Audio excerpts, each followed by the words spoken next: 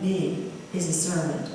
And I really believe that our home, which seems so large to me, would be of service to the community, and that it could be a place of welcome and a place of peace. And way up in the rafters, the builder has attached the prayers for the home.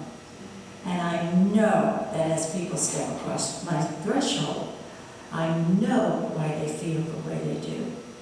They're just being surrounded by swirls of several hundred prayers. Now, we moved here, we didn't know anybody. And one of the first people I met was a young man, probably the same age as one of my daughters, his name was David Key. Oh my. Now, you talk about having a blessing being put in your life. He's not just one of my best friends. You know this, David. You're not just my best friend, David. He is my mentor. He prays for me that I will use my gifts. And do you know that he calls me usually on Tuesdays before class? I'm so used to it now. I just, oh, that's David. I'm thinking of you, holding you in prayer. Is there anything I can do to answer it? What can I do? You're going to do a great job. I mean, to be mentored by someone like that who is a pastor, and to know that he's pleased and maybe God is pleased by how you're trying to serve, is just a wonderful blessing. Now I pray as much for his children as he prays for my children and my grandchildren. We're really joined at the hip. How cool is that? So, I was recovering from hip surgery 7 years ago, and I felt this nudge just as plain as the nose on my face. Teach now. And I was trying to get my muscles to move again and walk on the walker and go around. Teach. And teach now. And I did. I use our home because it is not intimidating. I want my home to welcome people from every denomination. And even if you're not in a denomination, if you've never opened the Bible before, just know that I've been there. And I wasn't qualified either. And the first class started with the study of Luke, and 18 people showed up. This year, 41 are in the class, and 11 are on the waiting list, and we can't put any more in the, Jim is so wonderful. He moves this furniture, this massive furniture in our great room out to the garage every year for 9 weeks. You know, and then back in and buys tables. Oh, we get the tables, buy big tables, buy the folding chairs. We'll go buy more. Don't worry, Karen. You just do what you're supposed to do, and he takes care of everything else. Now, how wonderful is that as a blessing? To be so held up with support like that. So we started, and I kind of made some rules. I would never start late. I would always promise the Lammies that they would hear my voice at 3 p.m. And now people are walking through the house at 2:30, and because they want their favorite seats. Most of the people have been with me for 7 years. And this is the first year I have a correspondence course. Karen Mitchell, who has been studying with the group for 6 years, this year, the 7th, is spending most of her life now in South Carolina with Rob. And so she says, you have to send me your lectures, you have to do it. So I have my first correspondence. What is that? Just a kick. I know God is just laughing because I wasn't qualified. And one woman drives in from Alpharetta. It's just amazing. I feel their love, and I feel their yearning to know, and I know that they're curious just the way I am. And I'm standing here before you as a true Bible baby. Just when I think I understand something, it's just like C.S. Lewis says, just as I get close to feeling really good, I'm farthest away. There's no doubt in my mind. So, how do you get in the flock? The first week in January, one morning at 8 o'clock, I will email everybody and announce that the registration will be at 8 in the morning. And this past year, by about 5 after 9, the class was full and the waiting list was filled. Jerry Brady emailed me from Florida and said she had stayed up till 12:01 midnight, and she wanted to be the very first one, and she was. They came in at 12:01 that day, so it could count. You say, how much fun is that? You see, if it's not fun, don't do it. I mean, being a Christian should, among other things, be joy-filled.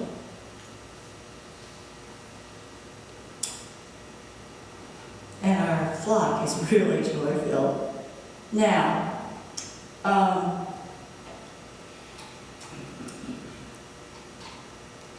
I would imagine, David, that you're going to refer to James 1:25 sometime in this Lenten series.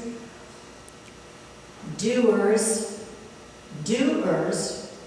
who act will receive the blessings of their doing, from their doing. If you take action, if you really stop dreaming about it and thinking about it, and I know you're sitting out there and you have some little nudge in you and some little feeling that some way you can serve, some little way. You're going to be meeting people over the next several weeks who have served in a huge way. I mean, huge way. I'm not that, because I wasn't qualified. So,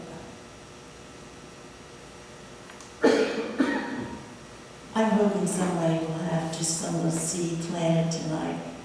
And if so, I am reaching out to you. That's why I'm here. I'm like you. I was one of the ordinary, mundane people who didn't have a resume. I had nothing and never opened the Bible. And now it's my life. I know Becky well enough that she's going to say to me, well, how have you been blessed? Right? How have you been blessed? Joy. Flat out joy. Not happiness, joy. I am so filled with joy to think that I can study sometimes far into the night till morning and I watch the sun come up over the lake and I'm still learning. That's joy for me. Joy because I look at an empty, unfilled white piece of paper and I know that the very words that are going to go down on that paper have never in the history of the world, that just tickles me, been written in that exact way.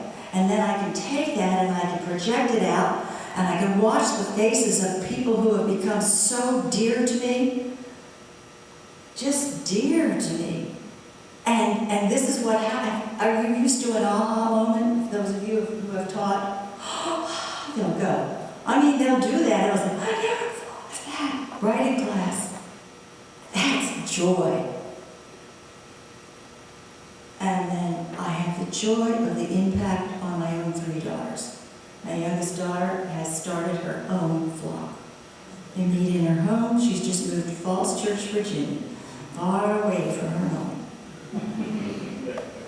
See, I wonder what God's plan is about that. But she's opening her home to curious Christians. She's on her way. My 7 grandchildren, they are so proud of their grandmother, their old fuddy grandmother. They are so tickled. They bring their friends out to the lake to meet me, to meet me. I'm Grandma Banana, by the way.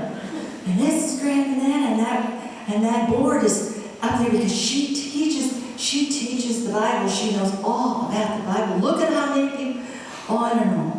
And one of the 7, Jim and I absolutely know, is God touched. She's my soul granddaughter. And she will have a future that I may not know about here, but I'm going to be toe-tapping on a cloud when I watch this kind of beauty develop from her inside. She's got a touch. I'm joy-filled by friendship. I had no idea it was going to grow like that. Wow. Linda's here. For 7 years, I've had the privilege of watching this servant of God's and how she serves in this community. And we have discovered that we're soul sisters. I mean, she has all the beauty, but the words she's saying are my words. I mean, I thought of them 10 minutes before. This happens to us every minute we're together, doesn't it, Linda? What a privilege for me. What a joy. I have Anne. Oh, my. Anne is a minister within her own family. She's a role model to me. She serves. And I want to introduce you to the Director of Admissions for Fleece's flock, Miss Gavon. She has single-handedly brought in so many members into the flock. It is just a joy. Let me tell you what happened yesterday at almost half a minute before 3. Remember, I stopped right on the dot. She jumps up and she looks at me and she says, "Oh, you can't start yet. I have 2 more coming." It's joy. Lynn. I have my groupies here, Lynn and Valerie. Oh, this teacher is so fortunate and so blessed. Lynn has never shown me anything except a positive attitude about life. Her beloved Tom passed away, and she rose up from that with joy. And she mentors me every moment. And to her right is the all-time teacher's dream, all-time teacher's dream, Valerie Russell, who comes to our group from the Catholic Church. And I would pay you to show up. What wisdom.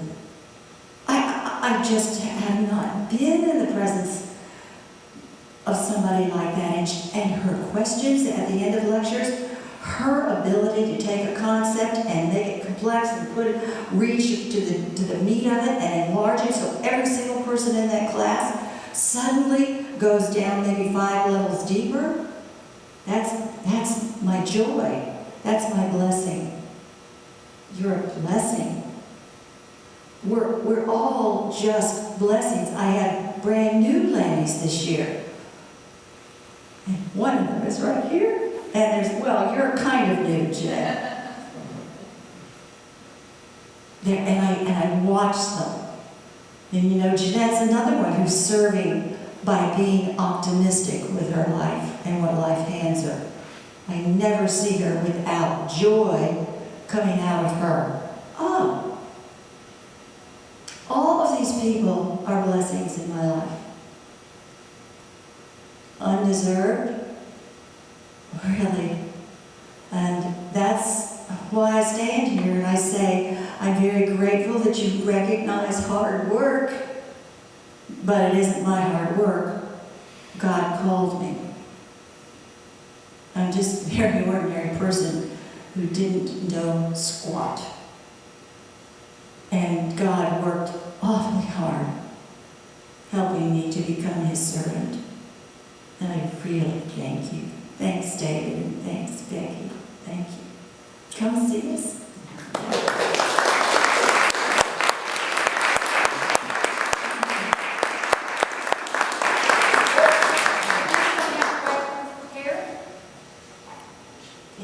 I do have a handout. I just got to thinking for my own class about how do we as little people know that we're being called. And I used this in class recently, and you might find it really, really interesting. Thanks, everybody. Thank you. I'll just make a comment. Karen is like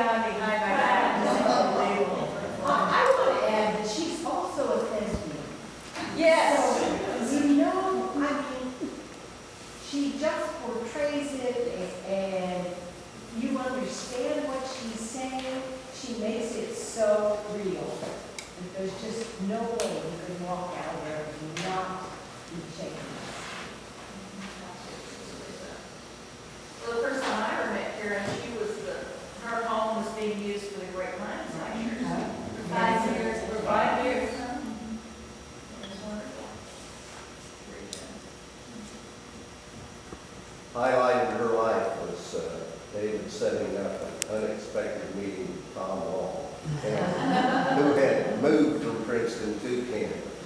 And we kind of surprised Karen, and she is definitely a groupie of his. I have a groupie. He looks like Kevin Costner. Oh my gosh, I can follow him in the ends of the world.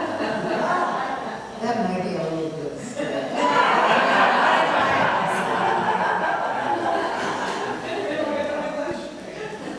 Anyone else?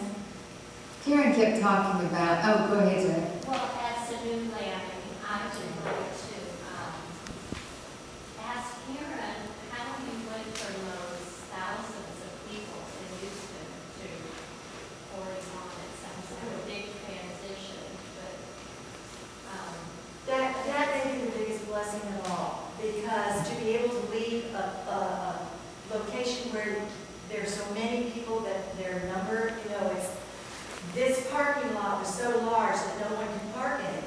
They would have stations at the fire department or down at a little cafe where buses all over the city would bring the people in, because it would just clog up the parking, so the parking wasn't used for parking. But in answer to your question, and I think it's a really good question for those of us who have retired and going to smaller communities, it's a blessing to be able to have sacred moments with a small group. And those moments I count as very rich indeed, and very blessed moments to be able to share maybe just a comment, or someone as they're going out the door will just give me a hug and say, "You changed my life in 15 minutes." And the joy from that, and being able to know that I can connect in a small way with a small group. I mean, to me, 41 is a very small group, and connect like that, that's a blessing. And I'm going to make you're new. Well, Becky, I was a distant Larry for 2 years, and I'm so glad I was, because I probably wouldn't be able to get in now. Because when we go in January, Karen knows this, my check is in the mailbox. It's fun to see how it works. Well, Karen kept talking about ordinary people, very ordinary people that God calls. Excuse me. We've been talking about the apostles in our Bible study. 12 very ordinary people that God called to change the world. And there are ordinary people everywhere. So in this time of meditation, and we're going to take about 2 or 3 minutes of just some quiet meditation, just within your own self. Think about your situation. Perhaps the idea that you think you're ordinary, that perhaps you may not be. And think of what you could do in your ordinariness. I don't know if that's a word or not. But I do know that these 12 people that were literally fishermen, plain little guys running around Jerusalem and Israel, changed the whole world. And 41 people. So take this time, and then we'll have a brief prayer, and we'll be off.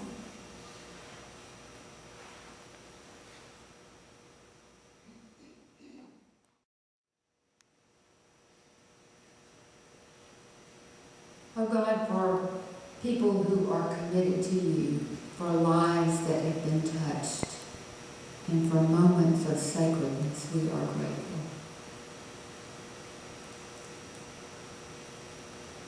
Thank you for the time you have given us to reconsider, to introspect, and to call into our very souls your Spirit. As we go forward, O God, help us to be challenged, help us to be committed to you, help us to show our gratefulness, and call us out to do your work in our world. It is in Jesus' name that we ask. Amen.